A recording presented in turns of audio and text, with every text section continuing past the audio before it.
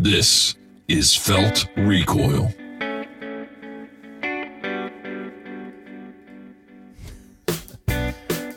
Hello. Welcome to the Felt Recoil Podcast. This is episode number 51. New episodes every Thursday, released by midnight on Wednesday, which is technically, I guess, midnight on Thursday. I don't know. My name is Chris. Across from me is Patrick. How are you, sir? Confused about when the podcast is released. Every Thursday. Okay. Every Thursday morning. New episodes by midnight every Wednesday. Okay. But also new episodes every Thursday. I feel much better now. I'm a marketing genius. Oh, man. I don't know what I'm doing. I just show up. All right. A lot to get to on the rundown here. If my notes decide to work, looking at a terrible event out in Texas, this church shooting. We'll get into that a little bit. And there's just that typical thing is happening where everybody wants to act like, well, what more proof do you need? Gun laws need to be more stringent. And this girl, did you see the girl from NBC News asking Trump, well, you want to do extreme vetting on people trying to enter the country? Are you going to do extreme vetting on people that want to buy guns? I missed that one. Yes, we already do. And it's pointless. It's pointless. Yeah, look where that got us. We'll get to that and a whole lot more shortly. First, let's talk about our charity of the week. You can find this week's charity of choice at feltrecoilshow.com/charities. And this week, it is Operation Underground Railroad. I talk about these guys a lot because it's hard to find an organization that does something a whole lot better than what these people do. Slow down and realize that what they do is use your money to fly around the United States, into third world countries, down to Mexico, wherever it takes them. And they hire out child prostitutes. And when the prostitutes, sometimes as young as 10 or 11 years old, show up, Operation Underground Railroad takes them. And they get the guys that brought them there arrested. And then they put them in aftercare programs where they follow up with them for the rest of their lives so that they can become educated, contributors to society, so they can live the life they were created to live. They get them out of evil places, and they help them become normal again, although that's likely impossible. But they could use your help. Every mission costs about $60,000. Multiple children and sometimes adults are rescued on every mission. So please visit OURrescue.org to learn more about Operation Underground Railroad. You can also find more information on our website at feltrecoilshow.com/charities. Okay, we're going to get to the Texas shooting. It's not, I don't want to treat it like it's not the most important story. Obviously it is. Sadly, it's somewhat commonplace because we hear about the shootings more than we ever have before.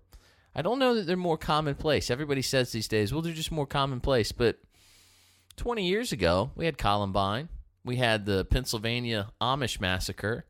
So I don't know that it's much more prevalent. I think we just hear about it, and then it drags on for days and days. Not that it doesn't deserve the attention, but why does a tragedy immediately chill everybody's constitutional rights? Why is that a thing? It's hard to wrap our heads around, but I do want to touch on a couple of quick things first, and then we'll get to it. First, the Kevin Spacey issue. Did you see the meme going around that says, so it's Rosie O'Donnell, and she's talking about the church shooting in Texas, and she says basically, gun control now. And this guy commented and said, well, I'm glad the Democrats stopped raping each other long enough to tell me how to live my life. Right. It's so true, though. How do you get to have such a moral high ground when your entire subsistence relies on such a filthy, filthy segment of society? We're learning more and more every day about the filthy, terrible, horrible people that populate Hollywood. Harvey Weinstein, Kevin Spacey, on and on, the list will grow. None of these people are Republicans, for the record, so far, okay? None of these people are strong constitutionalists. These are people who for generations have taught that if it feels good, do it. If it makes you happy, it can't be that bad, right? That's their motto.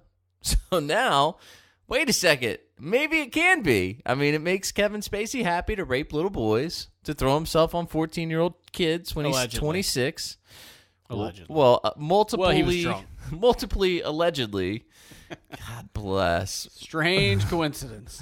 It's just getting weirder and weirder. And now there's another allegation. A former news anchor, according to NBC News, says Kevin Spacey sexually assaulted her son in 2016.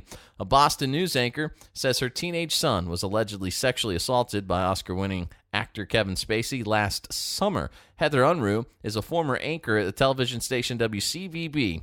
And she's telling reporters that Spacey brought her starstruck then 18-year-old son drink after drink after drink at a crowded restaurant in Nantucket, Massachusetts in July 2016. Then he, quote, stuck his hand inside my son's pants and grabbed his genitals without consent. When the actor went to the restroom, a concerned woman who had apparently witnessed the alleged groping came to Unruh's son's side and told him to run. Now, wait a second. Just to be clear here, if the son was 18, he's old enough to consent. Why was this woman being so homophobic? Okay? It can't. Obviously, she's a Republican. I mean, I'm telling you. Anyway, so the allegations are continuing to grow with Kevin Spacey. Just looks like he's he's another guy that will flee with Roman Polanski and live overseas, and they'll give him another Oscar, and everybody will stand up and applaud him. They're called pederasts. Oh, is that what it is? Is that a thing? Yes. What? Pederasts? Pederasts. Is that pedophile but in a different form? Yeah, yeah. The Big Lebowski form. Oh, fill me in. Never mind. Okay. Is there a soundbite we're not playing here? Yeah, clearly. You've never seen the movie. It's okay. I haven't. I'm sorry, buddy. It is trying to keep this podcast clean, Chris. Okay. Hard to do now. We just talked about child rape and sexual assault inside these different bars. So anyway, Kevin Spacey's career is over. If there was ever a doubt, I mean, once you're making Netflix your home for work, you're pretty much on the strong decline anyway. Yeah, I mean, Netflix. He had a good run, but Netflix should be your upswing. Like, you know, when you're starting out and you land a Netflix series, people are like, hey, did you hear about old Patty? Patty got himself a Netflix series. Yeah, good for him. He's just like all those other schlubs with a Netflix series. I feel like all the kids on Stranger Things can only go up from here. Right. But if you're Kevin Spacey, you know, you've done all the Hollywood blockbusters, and this is sort of where you've landed. You're in the same category as the kids from Stranger Things, except they have better ratings. You're not really doing it. No, things are not going well. I bet though it's kind of a bittersweet thing where, you know, you are on Netflix. That's the only work you can find is Netflix. But also, Netflix is probably pretty excited to grab an Oscar winner. So I bet you get whatever you want out of them. You know, I feel certain. There's probably a 12 and 13-year-old boy on his rider. And Netflix is just like, hey, man, it's Kevin Spacey. He wants all brown M&Ms and a 14-year-old boy. Right. Let's make it happen. Lots of pizza? What's up with all the pizza and hot dog orders? If you're not familiar. I see what you did Yeah, there. that's a Pizzagate reference if you're not familiar. There's a fake tweet from Hillary Clinton that we put at facebook.com/FeltRecoilShow that says, I honestly do not remember rigging the DNC against Bernie. This is so funny. And quite frankly, by the way, this is the takeaway of the Kevin Spacey, the entire incident. But this will bring it home for us. If I make it through. So it's Hillary Clinton's Twitter. It's not real, but it's made to look real. It says... So good. Honestly, do not remember rigging the DNC against Bernie. The story has encouraged me to address other things about my life. I have loved and had romantic encounters with men throughout my life, and I choose now to live as a gay man. And it's funny because I always thought Hillary was a gay man. Like, just from looking at him, I thought, hey, it's a gay man. But it's Hillary Clinton. Anyway. Him and that dude on MSNBC. That is a pretty almost verbatim quote of Kevin Spacey's statement. And I call it a synopsis, we should probably point out the fact that Kevin Spacey acknowledges in his statement that he chooses to be a gay man. Right. kind of goes against what we were talking. It's like the left is so excited to have Hollywood in its pocket, and then you get one of the biggest stars in Hollywood, even though he's declined to Netflix, and he's like, "Yeah, I pretty much choose to be gay," and it's like all the air When goes I'm out of drunk. the room. Right? No, Kevin. Oh no, Kevin. No. You were born that way. No. I've had relationships with men and women. Shut up, Kevin. You're not helping. We could almost forget the pedophilia, but no. Anyway, speaking of weirdos, Democrat Danica Rome, I think that's how you say it. You hear about this? Is a transgender dude. I don't know why they call dudes that dress as women transgender women. Aren't you? If you're a guy, walk me through this, Hulon. You know. Wait a second. What the hell? If you're a guy and you choose to live as a woman, you're a transgender man, right? Because you're not actually a woman. You're a dude who wants to be a woman. Chris. Yes. That would make sense if this made sense. In normal world, totally right. In weirdo world, which is the actual world outside of these four walls, not the case. Anyway, according to NBCNews.com, that's their second citation tonight. That's it. You're done, NBC News. Yeah, we got to give them a break. Till we play this audio of your stupid reporter. Democrat Danica Rome is a transgender woman. Not really, though. It's a guy dressed as a woman. Still has an Adam's apple and a penis. Was elected to the Virginia state legislature. A transgender candidate in Virginia has defeated a lawmaker who sponsored a bill that would have restricted what bathroom she could use. Democrat Danica Rome, it's R-O-E-M, defeated incumbent Republican Bob Marshall, who was 73, having campaigned on a platform of social inclusion as well as local issues such as building up infrastructure and job creation. The 33-year-old former journalist is set to make history as the first openly transgender candidate to be seated in a U.S. state legislature. Now, I thought you were going to say campaigned on psychosis. She tells somebody, I don't know if this is the article or not, you're right. Hey, it's like the Jack Candy, where he says, I remember going to the insane asylum, and my friend was convinced he was trapped on a deserted island with 7 beautiful women. And it took me 3 days to get him to realize he was locked in a padded room. It's like, let the guy believe what he believes, but don't let him run your legislature. Anyway, this dude says in his campaign that he won simply because he was transgender. And that is why. That's quite the accomplishment. Right. And that's exactly the funny part of it is we're not supposed to focus on that, or we are supposed to focus on that. Like if I meet this fella and I go, hey, you're actually a guy, that's weird.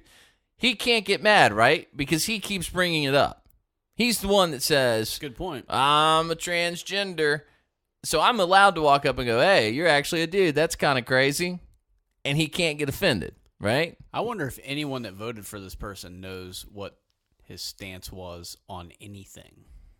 Nothing at all. Just same with Barack Obama. You want a black guy in office, you vote for Barack Obama. But that's my point. Yeah.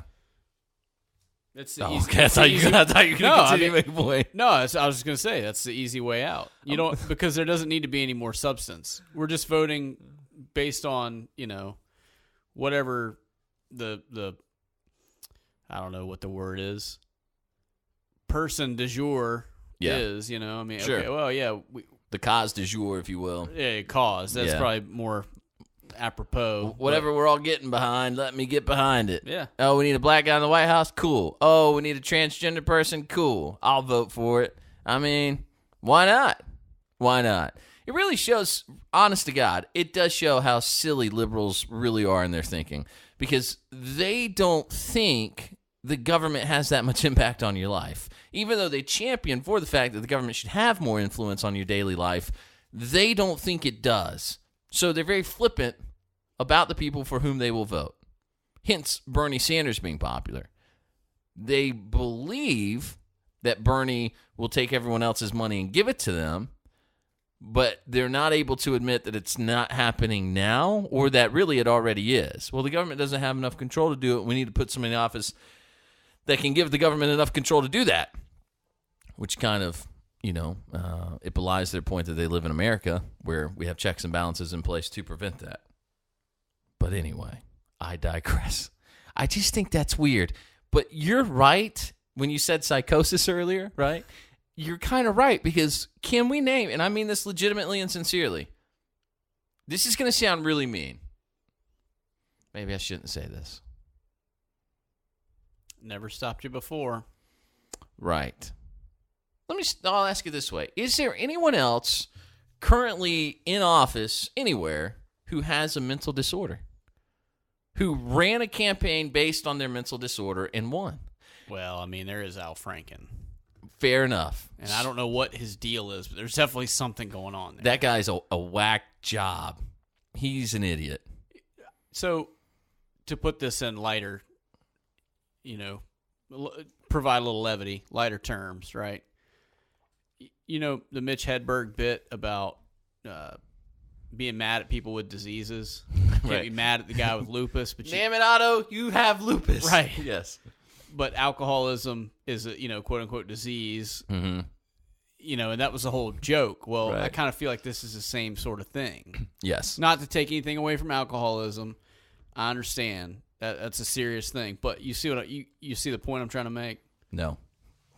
I give up.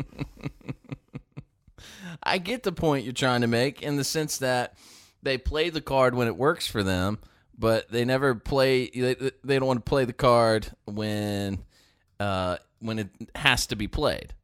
So I'm gonna play this role, and I'm gonna say, well, you should vote for me because I'm transgender. But then when someone like me comes along and says, well, let's talk about why you're transgender. Whoa. What business is it of yours? What business is it of yours? Well, you threw it out in the public square, and I thought I'd bring it up. How dare you, sir? How dare you? You bigot. That I am, my friend. Okay, so it's a strange thing. What I was going to ask, and I mean this with all sincerity and kindness, is here's what I could get behind. Let's put somebody in office with Down syndrome, and let's get the stigma off of Down syndrome. You realize that more than 60% of babies identified in pregnancy with Down syndrome are aborted in this country? Let that sink in. What if we could identify transgenderism and abort those babies? You guys going to be cool with that? Or /girls or whatever you are today? Is the left cool with us finding out whatever the genome is that creates transgenderism in an individual so that we can off them before they come out of the womb? Provocative. I'm just saying. Because here's the thing. Down syndrome is a developmental disorder. This is a person who physically is 25, but mentally might be 10, 12, maybe 16 years old. Why can't we put them in office? It's the same thing. It's a mental disorder. One of them, both of them, could be treated and helped. Down syndrome people live independent lives. It's not as bad as people would have you believe. Not that there aren't severe cases, but I've dealt with a lot of Down syndrome children in my life. First of all, they're almost you almost grow envious of the fact that they are always positive. They know no bad. You meet these kids and they're just always happy. So that's a good thing. But we don't go out and champion, well, we need to make sure someone with Down syndrome is put in office. Why not? Why not? Where's your moral high ground now? Yeah. All right. Now, let's move to Texas. Man, so much. I will not move to Texas. Thank you. I don't own a cowboy hat. My grandpa, if he were alive, would walk into this office and throat punch you right now. And I would laugh. There's a lot to unpack about Texas. It's hard to know where to start, quite frankly, except you got a crazy atheist who walked into a church and killed 26 people and was stopped by a good guy with what appears to have been an AR-15. Okay? So I hear. So nobody wants to talk about the fact that the good guy had an AR-15 as well. And said publicly that he would not have been able to stop him had it not been for the fact that he had an AR-15. Well, slow down with your logic and reasoning there, Hulon. Sorry, sir. I mean, Please it has continue. no place here. Well, so I got into a discussion. If you know who Emily Miller is, she's a writer. She's featured in a lot of things. She wrote a great book called Emily Gets Her Gun, about how hard it is to get a firearm in Washington, D.C. Who's she work for now? Because she worked. Did she work for the Blaze? No. She was with the Washington Examiner, I believe. Let's see here. Emily Miller, where do you work? Emily? Emily, are you on the line? No? Okay. According to Wikipedia, Emily J. Miller. Nice try. I know, man. She's a senior political correspondent at One America News Network. She's the former chief investigative reporter for WTTG, which was the local Fox affiliate in D.C., and was senior editor of the Washington Times opinion pages. She is super smart, man. Super smart. And I found myself, you ever do that thing where you make a point and you think everybody will understand the point you're making, but then nobody understands the point you're making? No. That's just you. Let's back the tape up here. 30 seconds ago. She posted about Texas shooter and how the Air Force failed to report his conviction for domestic violence and his dishonorable discharge to the FBI and the database through the Pentagon, and therefore maybe the Air Force was to blame. Now, I'm not saying the Air Force is without blame, but what I'm saying, here's what I said was, actually, she said that's why he was able to buy the gun. And I said, actually, he was only able to buy the gun because he was willing to commit 2 felonies, well, maybe 1 felony if you want to look at it this way. He was willing to commit a felony to buy the gun. And he committed a felony. There's 2 questions. So question 11 has 12 parts to it. Right. 11A through J-ish. Something like that. And question G and question I are what are in question for the Texas shooter. That is, have you ever been dishonorably discharged from the military or from the armed forces? And have you ever been convicted of a misdemeanor crime of domestic violence? Correct. There's also a question on, have you ever been convicted of a crime of which the judge could have imprisoned you for a term exceeding 1 year? There you go. So his answer to all 3 of those is yes, because he spent a year in prison. Correct. And so he had to have marked no, because if you mark yes, so when you go in to buy a gun, let me start this way, just so everybody's clear. If you go in to buy a firearm, you must fill out a form 4473. No, you don't. Hillary said that I can just buy them online. They go straight to my house. I'm sorry, that's not true. It's not true. Calm down, Bernie. Not Wait true. a second. I'll check with Donna Brazil on it. I'll get back to you. Yeah. God bless her, impending suicide. Even if you go to a gun show, you are most likely filling out a 4473. It's a legal requirement by the ATF and the federal government that you fill this form out. They ask your name. They ask your race, your sex, your height, your weight, your date of birth, your social security number, if you're willing to put it down. Do you use too much alcohol? Do you use illegal substances? Are you, an abuser of illegal drugs? What else is on there? Ethnicity and race, because the government is racist. On and on the list goes. They asked me for my weight, too, which offends me greatly. They ask you if you're in the country. I'm trying, okay? You're doing what? I don't need them reminding me. I understand, Chunky. They ask you, by the way, if you're in the country illegally. That's racist. It's very racist. And so... without a T. I say... racist. Which I think is double race. Actually, that was homophobically racist, what you just did, because you had that lisp going. I say the 4473 is a racist document. But what I like to tell people about the 4473 is it is proof positive that the government thinks bad guys are honest people. Because inevitably, someone will fill that form out nearly 80% of the time, and they give you a chuckle, and then they say what? Do people actually answer yes to these questions? Almost every time. Yeah, and you go, no, they don't. But it's just proof that the government thinks bad guys are honest people. So back to the original point. The only reason the gunman was able to buy the gun was because he was willing to commit the felony of saying no on 3 questions to which he should have answered yes.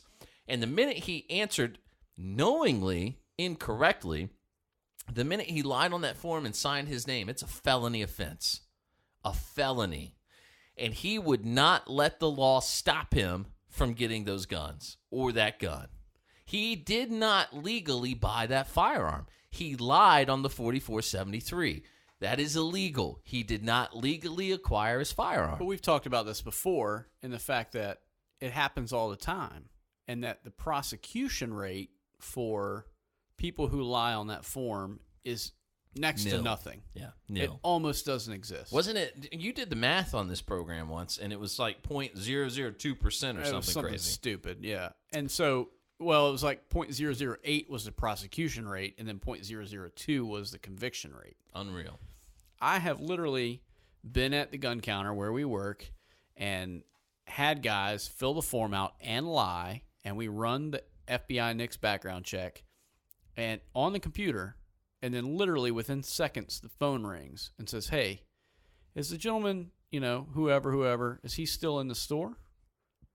Yeah. Okay, we're going to need you to stall him for us. Sure. We're sending somebody to pick him up. Mm-hmm. That's happened on multiple occasions to me. Hmm. Almost all of them have been some sort of misunderstanding about some warrant in some podunk town, or they didn't show up because they, skipped bail or whatever. Something fairly inconsequential. Right. That generally results in nothing. And in fact, some of these people have come back in the store and said, "Hey, I still want to get that gun that I was here for the other day," when they came and arrested me. And then they provide paperwork that says, "Yeah, it was all this big misunderstanding." Yeah. So my point is that the system is broken. Yeah. And these guys think that, and when I say these guys, Washington, the bureaucracy, thinks that they have somehow solved this problem of whomever getting whatever they want. When in reality, Texas just goes to prove how easy it is to skirt the system. Not only that, look at the Charleston shooting. Right. Okay, the gunshot that sold the firearm that led to the deaths of 9 people followed the law to the T and did what they were supposed to do. And it still wasn't enough. So we have all these laws in place. I have the books. I have the ATF books. They are insane. They're almost impossible to read, frankly, unless you're a lawyer. And they go on and on and on, and there's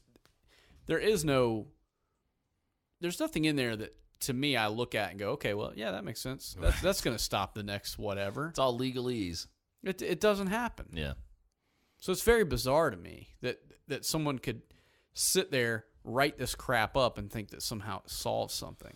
Well, I mean, you look at the people like Dianne Feinstein and the Nancy Pelosi's and Sheila Jackson Lees of the world, and tell me that you don't feel like they are such ornery, stubborn bags that they don't feel like, "How dare he not do as I say? How dare you, sir?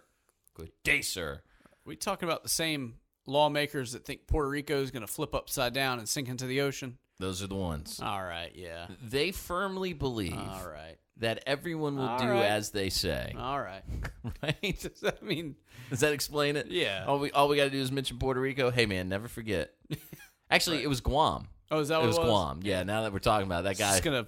Guam is just it's gonna overflow, man, and people are gonna tip off. Who was that guy, by the way? I thought that was Sheila Jackson Lee. No, it was a guy. Well, she's had some doozies in her day, so I could see where I might get confused. Hold on, we're gonna find it. gonna tip. Congressman Hank Johnson. It's just going to tip over, and everybody's just going to slide in. Yes, Hank Johnson fears Guam will tip over. This is from March 25th. I don't know how many square miles that is. Do you happen to know? I don't have that figure with me, sir. I can certainly supply it to you if you'd like. Yeah, my fear is that the whole island will become so overly populated that it will tip over and capsize. We don't anticipate that.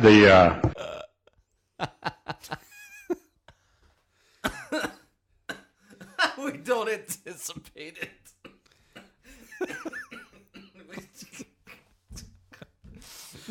As far as we can tell, the island of Guam is...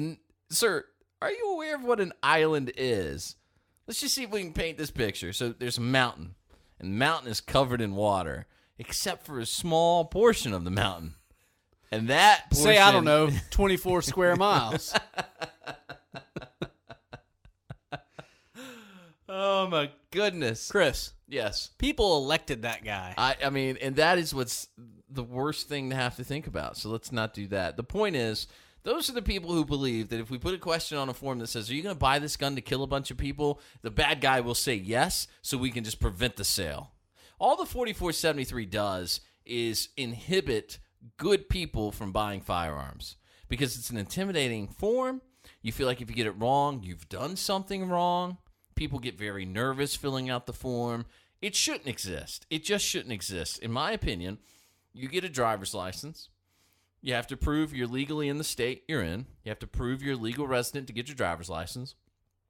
And when you can show that and that you're of the proper age, you can buy a firearm. And if you commit a felony, by the way, you get a mark on your license. If you do any of the things that prohibit you from doing other legal things, then you can get a mark on your license. And you present your identification. To your point, it works that way for DUIs these No. days. So No.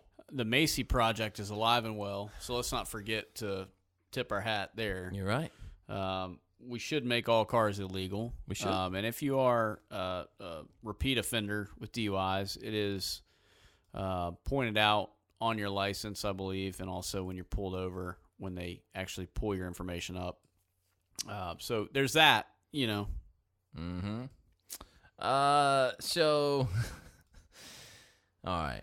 Texas hero and NRA member Stephen Wilford is telling NRA TV why he shared his story with them and not the mainstream media. He says CNN got it all wrong. Here's the NRA. Come on. Yeah, you got that right. I know. Let's listen to him. About you guys. He wasn't worried about you guys. He was worried about everybody else in the media and what they might try to demonize me or something, say that I wasn't something that I am, you know, try to portray me as some redneck bubba that,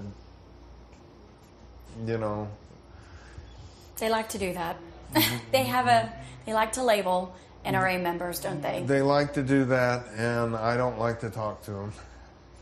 And I chose who I spoke to very cautiously.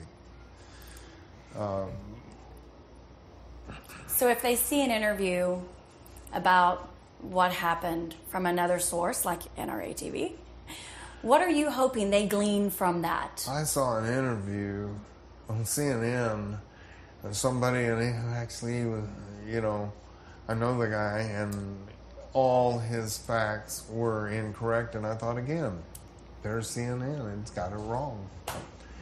Where did they get the facts from? Well, they couldn't get the facts from me. And so they went to someone else. Well, one thing that we feel very proud of here at NRA TV is that we are the voice of the 5 million members of the NRA. And in fact, we are Stephen Wilford's voice. Well, that guy, I mean, he seems rather nervous. Can't blame him there. But you do recall that we recently talked about this, how you're in a position nowadays where if you're in law enforcement or you're just a good guy with a gun, when bad things happen around you, the first thing you do is worry about how the media will crucify you to the rest of the world. And that prohibits good people from doing good things, which would stop bad people from doing bad things. Bad guys are going to do whatever they do. It's not going to matter. And that was the point I was making, back to my original point. On Emily Miller's post, I was just trying to say, guys, not entirely the Air Force's fault. This guy was going to buy a gun or get his hands on a gun any way necessary. He was willing to risk the felony. He was willing to risk being caught. He didn't know they hadn't cataloged that. There's no way he could have known. No way he could have known. Exactly right. So he went in with the intention of, well, I'm going to lie and see if I can get away with it. Mm-hmm. Absolutely. And he did it, and it fell through the cracks. He got his rifle, and he went and did what he did. But a guy with another AR-15 stopped him, killed him. So I want to make another point, please. Apparently it's come out that he also was sent to a mental health facility of some sort and then escaped from that facility. So another one of the questions on the 4473 is, have you ever been adjudicated mentally defective, basically sent to a mental institution? So has a judge sentenced you to confinement in a mental facility? Right. No, you're right. So there's, to the points we've already made, there's another one right there that was glossed over. Yeah. So what is that, 4? So that's 4 questions, of which he should have said yes, but he answered no, and that is what got him the rifle, again, because he was willing to commit the felony to get it. So all of this, just to say, as is always the case, the media wants to act as if, and politicians as well, further gun control will prevent crimes, but all these crimes have been illegal. The law has never deterred anyone from committing a crime. It's unverifiable that anyone has ever said, I'd like to just stab that guy in the neck, but it's illegal. All right, I guess I won't. But man, if it wasn't illegal, I totally would. I'd stab him in the face right now. Just doesn't happen. So Trump is winning massive praise and support for the way he handled a question from an NBC News reporter who just thought, he's in Seoul, South Korea, by the way. And this young lady stands You've up talked and about says, wanting what I'm gonna to do? put I'm gonna extreme get him. vetting on people trying to come into the United States. But I wonder if you would consider extreme vetting for people trying to buy a gun. How about no, Scott? How about no? Because you don't have a constitutional right to come into the United States of America. If you're born in the United States of America, you have a constitutional right that says you are allowed to keep and bear arms, and the government can't infringe on that. And the smug look on this girl's face the entire time. Let's just go back to being able to stab people in their face if it wasn't illegal, and then we'll listen to more. Which I'm all for. Trying to what? Buy a gun. I got you. I said buy a gun. I'm going to bring it up. Buy a shotgun. Well, you're bringing up a situation that probably shouldn't be discussed too much right now. We could let a little time go by, but it's okay if you feel that that's an appropriate question, even though we're the heart of South Korea. I will certainly answer your question. In other words, shut up. If you did what you're suggesting, there would have been no difference 3 days ago, and you might not have had that very brave person who happened to have a gun or a rifle in his truck go out and shoot him and hit him and neutralize him. And I can only say this, if he didn't have a gun, instead of having 26 dead, he would have had hundreds more dead. So that's the way I feel about it. And are you not going to help? And are you considering any kind of gun control policy going when you forward? look at the city with the strongest gun laws in our nation is Chicago. Mm-hmm. And Chicago is a disaster. It's a total disaster. Just remember, if this man didn't have a gun or a rifle, you'd be talking about a much worse situation in the great state of Texas. Thank you. She's an idiot. And this is who the media hires just because she has a pretty face, maybe a degree in journalism, and they put her out there, and she gets to ask the President of the United States such a buffoonish, imbecilic question. Well, I mean, now, from the other side of the world. Right. I mean, I know we're in Seoul, South Korea. I know you tried to go to the demilitarized zone. We are just south of a dictator that keeps saying he's going to blow America off the face of the earth. But anyway, are you going to do gun control or no? Like, is that going to be a thing? You got to be really, really dumb. Really, really.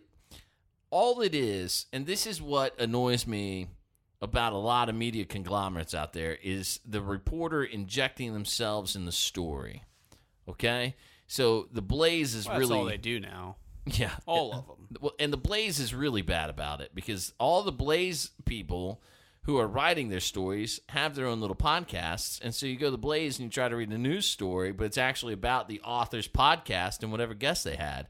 And you go, well, now I've been sold a bill of goods this whole time. Oh, fine. I guess I won't write any more for the Blaze then, Chris. Well, I was trying to find a nice way to tell you, and I said, if I do 51 weeks worth of a podcast and something comes up where I can work it in, I'm just going to do it. I'm going to do it. Smart. But it's really annoying, and to me, it kind of takes away from your credibility. I think it hurts your reputation to write about yourself. It's just silly. It doesn't make any sense. And well, then it's not news anymore, right? Right. If we're talking about things that aren't the subject at hand, no matter what they are, whether it's the author or whatever, or whoever the media conglomerate is, and somehow they're injecting themselves in the story, to me it no longer becomes news. So I have a big problem watching the talking heads because they interject so much opinion into what I think should be news that it's lost on me. The opinion bothers me a little bit, but I'm actually more bothered when I feel like there's this focus on style instead of substance. Okay, I think there's a lot of people out there that want to pretty things up, and not just women, by the way. It's kind of like if you watch Collion Noir videos on YouTube, it's one of the things that just kind of rubs me the wrong way about his channel is it's all these pretty shots and all these fluffy words, but then there's really not a lot of meat to it. There's not a lot of...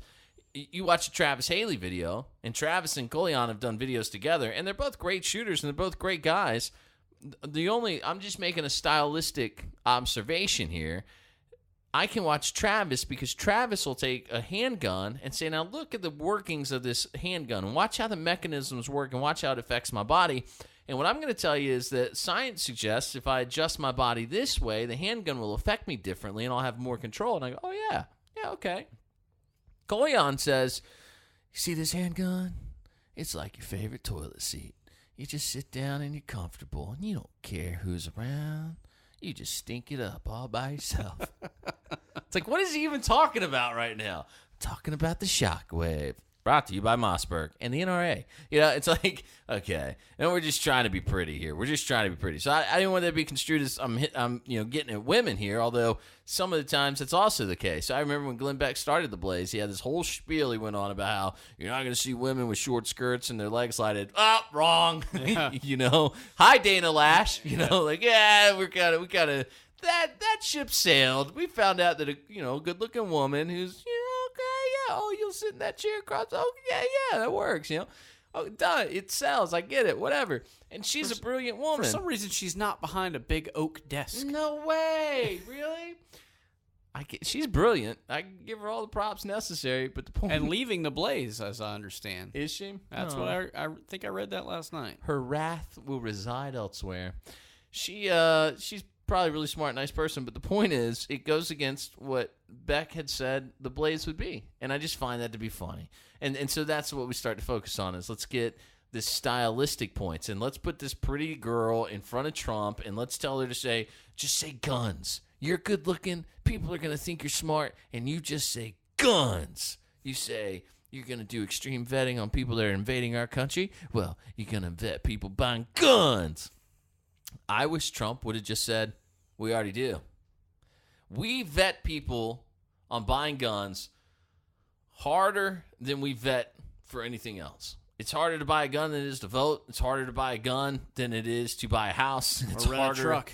To buy a gun than it is to rent a truck and mow people down in New York City. It's harder to buy a gun than it is to get on an airplane. On and on the list goes. You name it. Whatever the paperwork process is that requires your identification and some sort of proof of something, it's harder to buy a gun than it is to do that. I guarantee it. I guarantee it.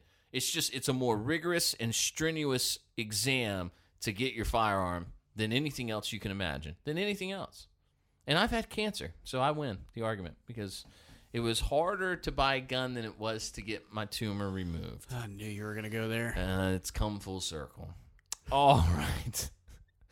Has nothing to do with anything. Anyway, the whole point is it's a sad thing what happened in Texas. It's only made worse, not that it can be much worse, but it is made worse when the media politicizes it and tries to use it for really what is nothing more than personal gain. It's just, I don't know. It's disgusting, I guess you could say. All right, speaking of disgusting, let's move on to our Voda of the week. Employees in Jacksonville, Florida, in hot water after posting what are called inappropriate pictures with newborn babies at the hospital where they work. A Navy hospital in Florida has removed some employees from patient care after Snapchat photos showed a worker giving the middle finger to a newborn with a caption that read, "How I currently feel about these mini Satans." Jean Casey, spokeswoman for the Naval Hospital Jacksonville, said in a statement released late Monday that the incident is, quote, outrageous, incredibly unprofessional, and cannot be tolerated. The Snapchat post also said the Navy nurse and her friend made a baby dance to rap music. That's not so bad. Despite the nurse label, officials clarified that the workers involved in the videos and photos were hospital corpsmen, not nurses. You know, you always talk about the difference between book smart and street smart. Some people have common sense. Some people can read a book. Some people have a little bit of both. It's Snapchat. It is the internet. It's the internet. Are we not aware yet that everyone can see the internet? That you're not hiding anything by putting it on the internet? Let me ask an ignorant question. Please. I don't Snapchat. You're not with the snaps? I'm not snapping it up. Or any other sort of weird snappy verb that you want to use. I don't do it. Sure.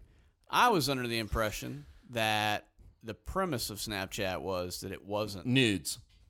Well, yeah. Oh, no? Correct. It wasn't not permanent. on my Snapchat, are you? Right. I was under the impression it wasn't permanent. In other words, these, you can send something to somebody and it disappears after like 5 seconds or whatever. However, I think that seems to be proven not to be the case. So there's a couple ways Snapchat works, as far as I understand it. And I'm in the business of running social media for people. And Snapchat's just one of those things that, I don't really do business with any businesses, if you will, where their clientele uses Snapchat. So they're not 12. Right. Well, yeah, in early 20s, to be real fair. Millennials are really using Snapchat. I was just being a smart ass, but yes. I understand. There's two ways to use Snapchat. You can add it to your day-long story that's good for 24 hours, or you can send it to a group of friends, or you can send it to one specific person. And all of that sounds terrible. Yeah, right. And like you said, it disappears immediately. But imagine, though, really what it is, I think, the easy way to explain it is it's kind of like being able to send... It's 144 characters in video.